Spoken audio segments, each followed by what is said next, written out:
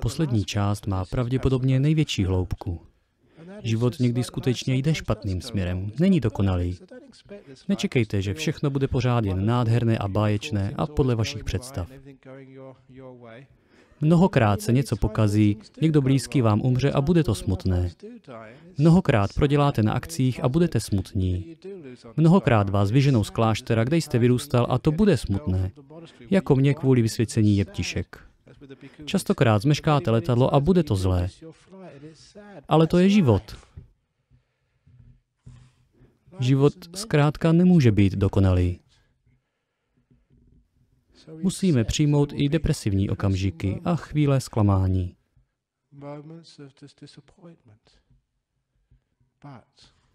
Ale chápeme, že je to součást života. Tak nedělejte si to ještě těžší. Mám ve své kanceláři v klášteře Bodhinyána jednu oblíbenou fotku svého učitele Ajahna Chah. Má na ní zvednuté ruce a široký úsměv. Napodobuje slavnou sochu z thajského kláštera.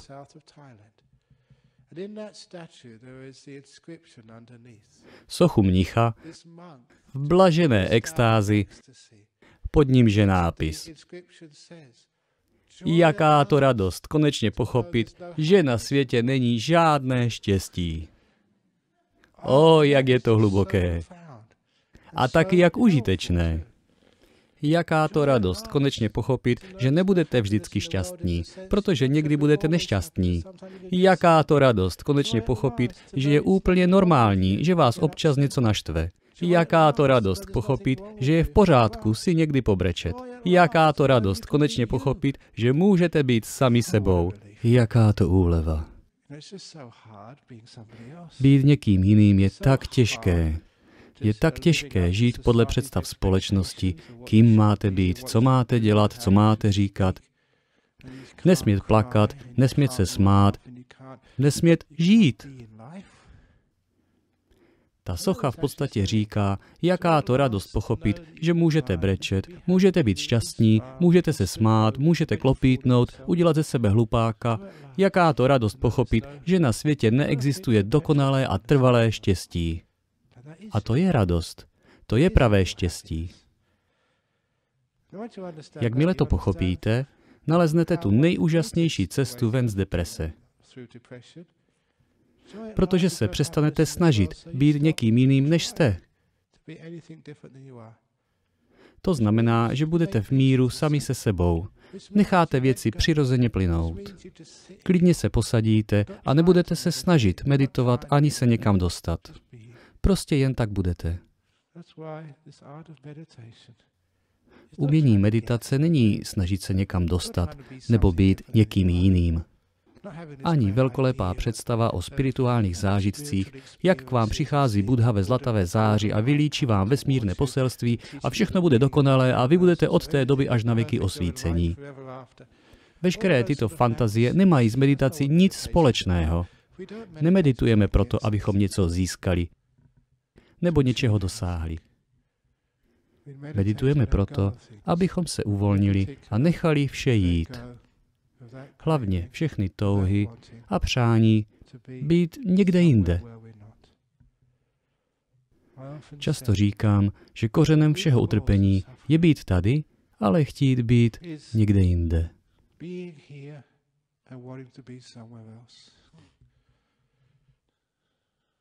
Když chcete být někde jinde, než zrovna jste, to se nazývá utrpením. Jak to ale překonat? Snažit se být někde jinde je nekonečné. Celý život jste chodili z místa na místo a nebyli tady, nebyli sami sebou. Ukončit utrpení znamená chtít být tam, kde právě jsem. Nechat vše plynout. Když dokážeme chtít být tam, kde jsme, tak si můžeme sednout k meditaci a budeme v naprostém klidu. Zjistíme, že veškerá negativita, která způsobuje deprese, ta touha někam jít, někam se dostat, někým být, když ji opustíme, budeme doma. Ať už jste kýmkoliv, přijměte to. únavu, neklid, ospalost, chytrost nebo hloupost. Všichni si tím procházíme. Ale i to pomine. Buďte sami sebou. Pak zjistíte, že budete cítit úžasný klid a energii a jasnost.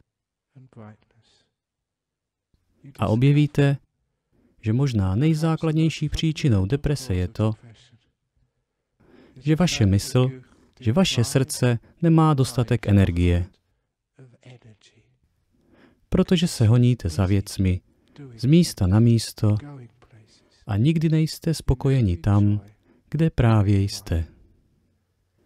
Mé další oblíbené rčení je, že když chcete více peněz, neužijete si to, co už máte.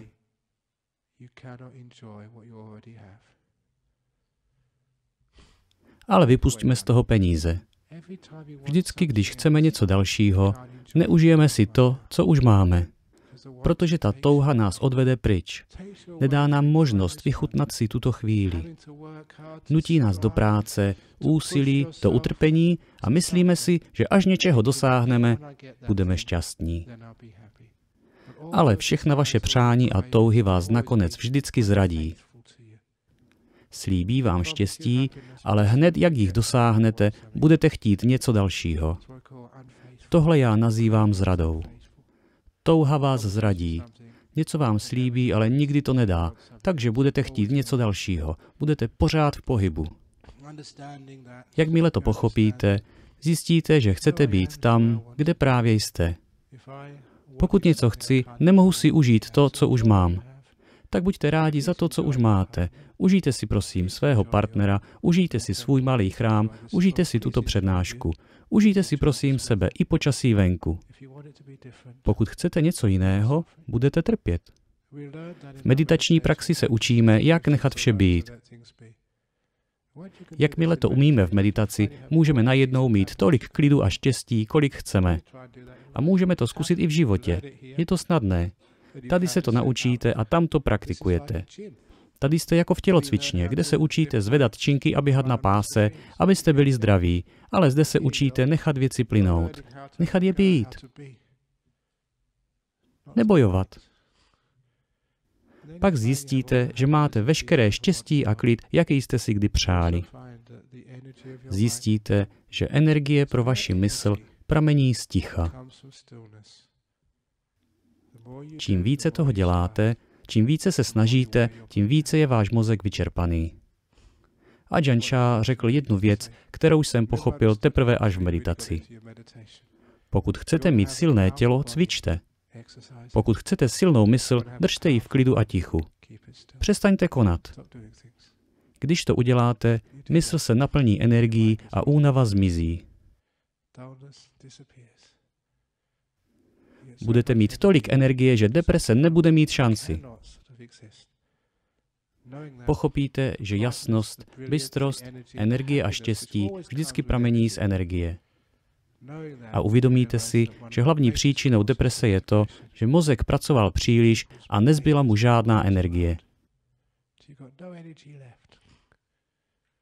Ale co většinou lidé, když je přepadne deprese, udělají? Začnou se snažit a vyplýtvají svou energii. Snaží se vymanit z deprese silou. Tím padají po spirále dolů stále hlouběji. Čím více se snažíte, o to dříve vyčerpáte poslední zbytky energie a je to stále horší a horší. Proto správný způsob, jak takovou depresi překonat, je nechat ji být. Přestat bojovat. Se svou depresí se smířit. Otevřít jí své srdce. A uvidíte, co se stane. Když přestanete bojovat, energie se začne vracet zpět. Máme přirozený zdroj energie. Nemrhejte ji tím, že budete negativní z toho, že jste negativní. Nechte to být a sledujte, jak se energie vrací nazpět. A ta energie přinese štěstí a světlo a deprese začne mizet, jako když se zvedne mlha z vaší duše. Tohle je ten nejhlubší způsob, pokud umíte meditovat. Ale nemeditujte, prosím, silou. Nevyvíjejte úsilí, nebojujte, tím byste všechno zhoršili. Nechte vše odejít, nechte to být. Mniši a jeptišky meditují mnoho let a proto víme, jak na to. A je pak snadné nechat věci plynout. A když přijdou životní pohromy, řekneme fajn, takový je život. Jaká to radost pochopit, že na světě není štěstí, hurá! Takto si uchováte klid, energii a šťastnou mysl. A když pak jsou všichni ostatní lidé smutní a vystresovaní, vy máte stále úsměv na tváři. Tak přesně takto můžeme překonat deprese. Jsou to mocné nástroje. A právě proto britská Národní zdravotní služba skrze svou vědeckou organizaci Národní institut pro klinickou praxi, zkráceně NICE, provedla před několika lety výzkum léčby deprese a z klinických pokusů zjistili, že nejefektivnějším způsobem léčby se ukázala být meditace. Tak doufám, že teď už chápete proč. Ale nikoli meditace na sílu. Nýbrž meditace, která sklidňuje a umožní energii se vrátit zpět. A společně s ní i radost a štěstí. Takto překonáme meditaci. Teda chtěl jsem říct depresi, ne meditaci. Překonáme depresi. Děkuji vám za pozornost. Doufám, že se vám to líbilo. Máte někdo nějaký dotaz? Ano, tam vzadu. Zasloužím si to.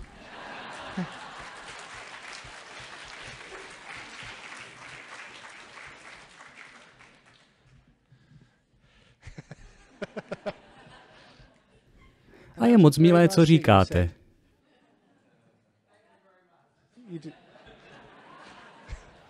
Výborně.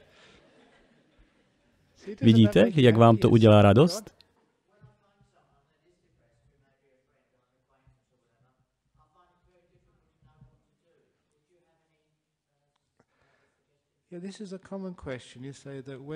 To je častý dotaz.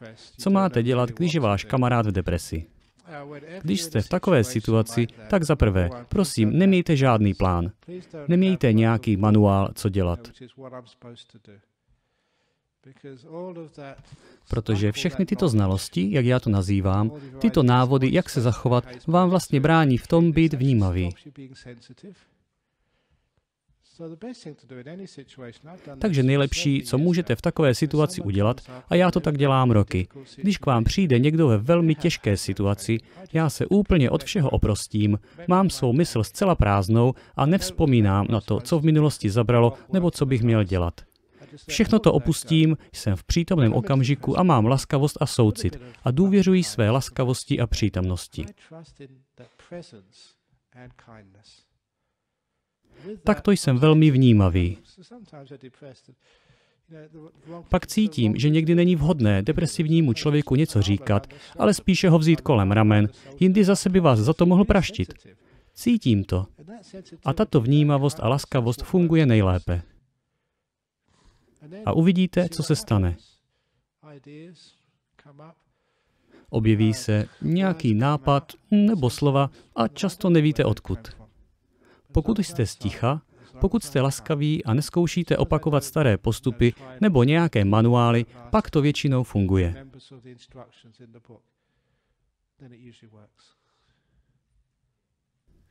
A tak je to ve většině situací.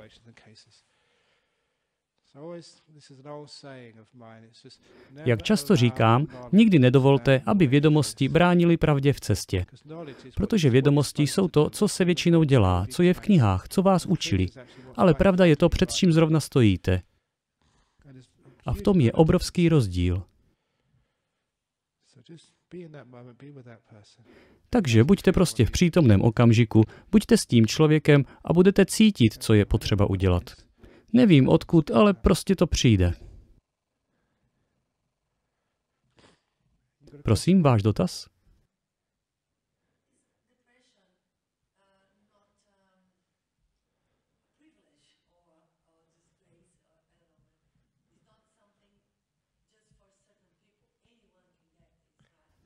Ano, každý má občas depresi.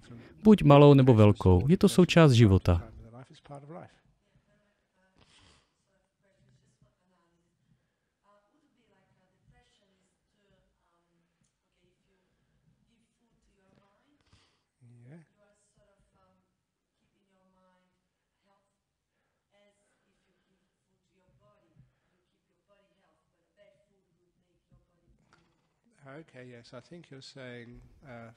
Chápu.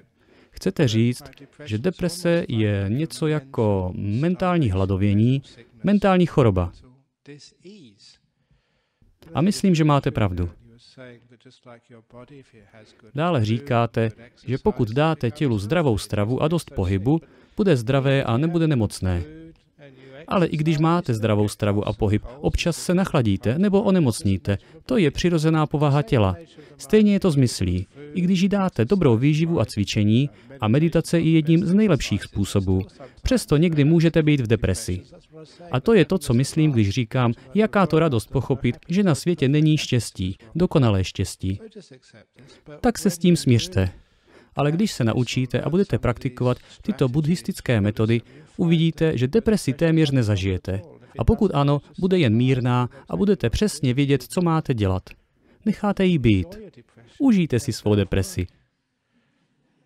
Nebudete muset do práce, můžete zůstat v posteli a nechat se krmit partnerem a všichni vás budou obskakovat a říkat, ty máš prý depresi a budou k vám milí a laskaví. Takže pokud na vás přijde deprese, tak z ní vydojte maximum.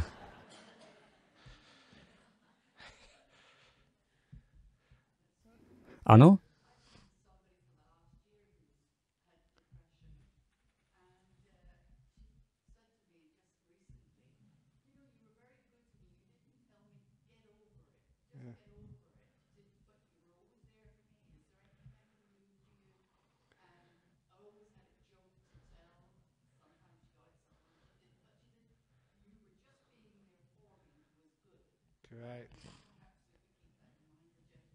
Skvěle, máte pravdu, to je výborná připomínka. Pokud někomu řeknete, překonej to, on se pak cítí provinile a začne se snažit a všechno se zhorší. Deprese se prohloubí. Lepší je jen s ním být, nebo mu říct vtip o depresi. Někdo jste ho už možná slyšel. Je o jednom známém malíři z Perthu, který měl nehodu na motorce. Odvezli jej do nemocnice a bohužel mu amputovali ruku. Tu, kterou maloval. Většina lidí po takové nehodě skončí v depresi. Po propuštění z nemocnice docházel k psychiatrovi, ale jen předstíral zájem. Věděl, že když nemůže malovat, nemá smysl žít. Přemýšlel, že se zabije.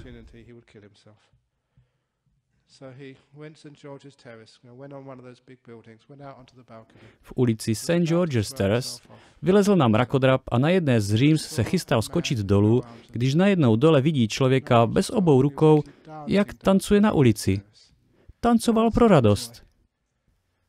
Náhle si uvědomil, já jsem přišel jen o jednu ruku, ale on přišel o obě paže a tancuje. Proč bych se měl zabít?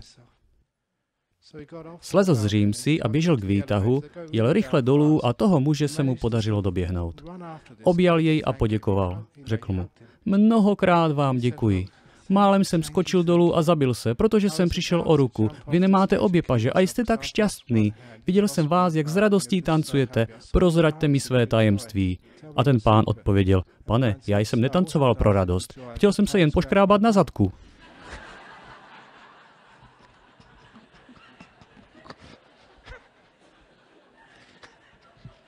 Protože to je jediná možnost, když nemáte ruce.